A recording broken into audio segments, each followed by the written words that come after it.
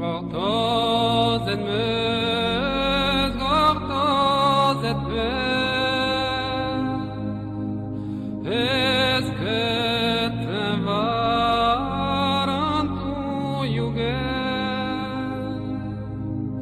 internet juga banyak beredar rekaman-rekaman video dan foto-foto yang menunjukkan fenomena aneh di awan sebelum terjadinya tsunami.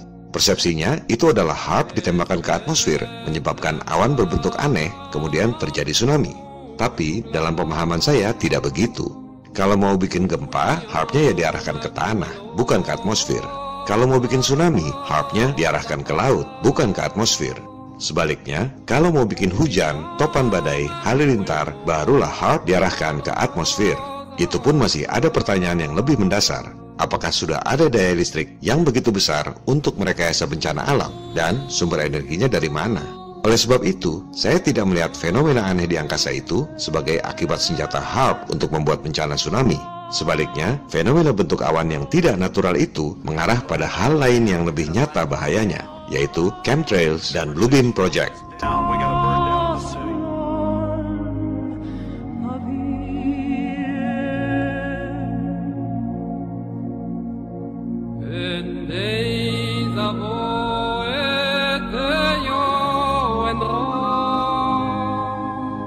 Yang lebih nyata dan berpotensi lebih bahaya dari HAARP menurut saya adalah chemtrail atau chemical trail. Bahan-bahan kimia yang sengaja disebar di atmosfer dengan menggunakan pesawat. Ini adalah geoengineering, tapi bukan HAARP. Kita pahami dulu perbedaan contrail dengan chemtrail. Yang di sebelah kiri itu adalah contrail, kondensasi akibat mesin pesawat. Asapnya cuma sedikit, dan dalam beberapa menit akan hilang bekasnya di udara. Yang sebelah kanan itu adalah chemtrail, volumenya masif, dan selama berjam-jam tetap mengotori udara kita. Kalau para pembantah masih tak bisa membedakan, berarti ada yang salah dengan mata dan tingkat kecerdasan mereka.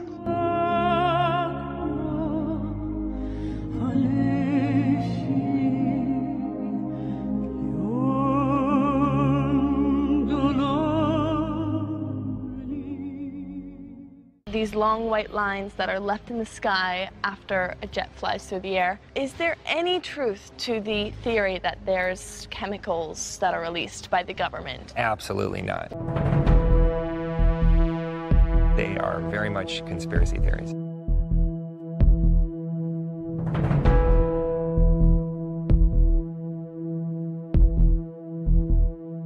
In your research for American conspiracies, Governor, did you encounter anything about the government being able to control our weather? Yeah, I did, through HAARP. They showed with HAARP that you, yes, indeed, can control and create clouds and do things like that with it. Maybe they're trying to control the weather with what they're doing up there.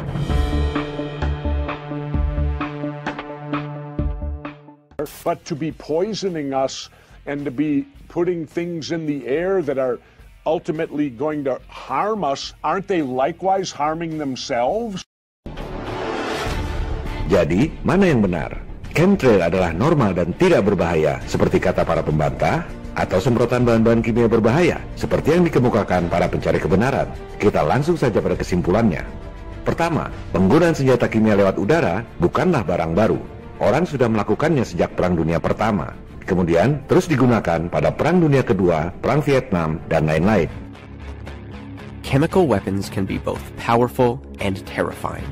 Toxic substances that attack the skin, blood, nerves, or respiratory system, causing painful injury and maybe even death.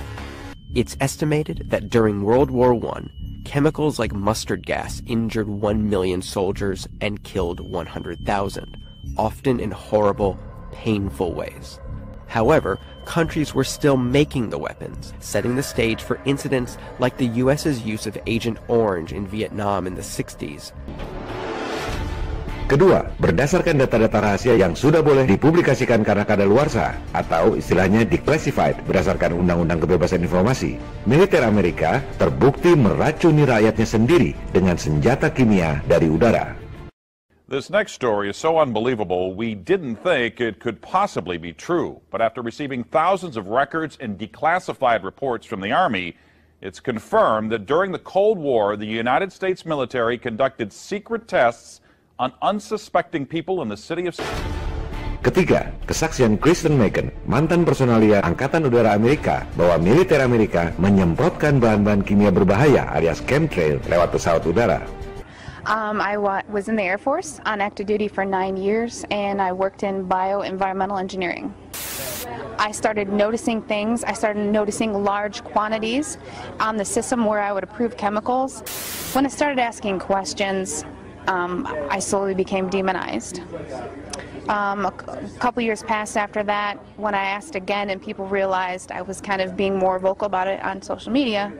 I was starting to be thrown into a mental institution and have my daughter taken away. Kalau kepada bangsanya sendiri saja militer tega meracuni, apalagi kepada bangsa negara berkembang seperti Indonesia.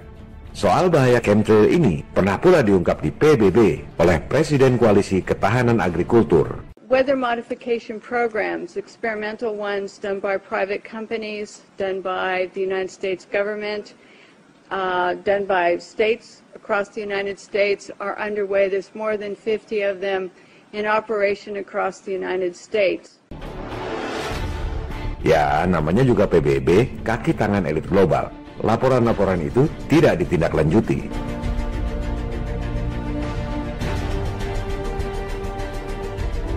Keempat, teknologi penyebaran bahan-bahan kimia lewat udara bahkan sudah dipatenkan di Amerika. Ada banyak sekali paten tentang chemtrail.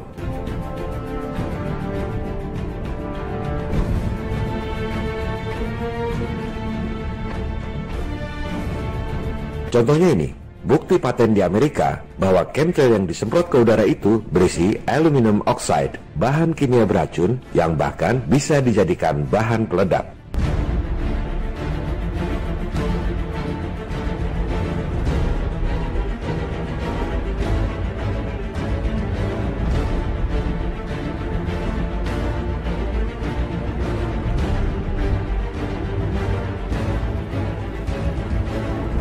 Kelima, penggunaan senjata kimia dari angkasa adalah bagian dari program NASA yang juga didanai oleh CIA.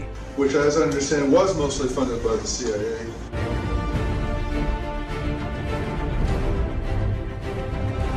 Silakan Anda lihat bukti dokumen resmi NASA yang ditulis oleh kepala saintis di NASA Langley Center.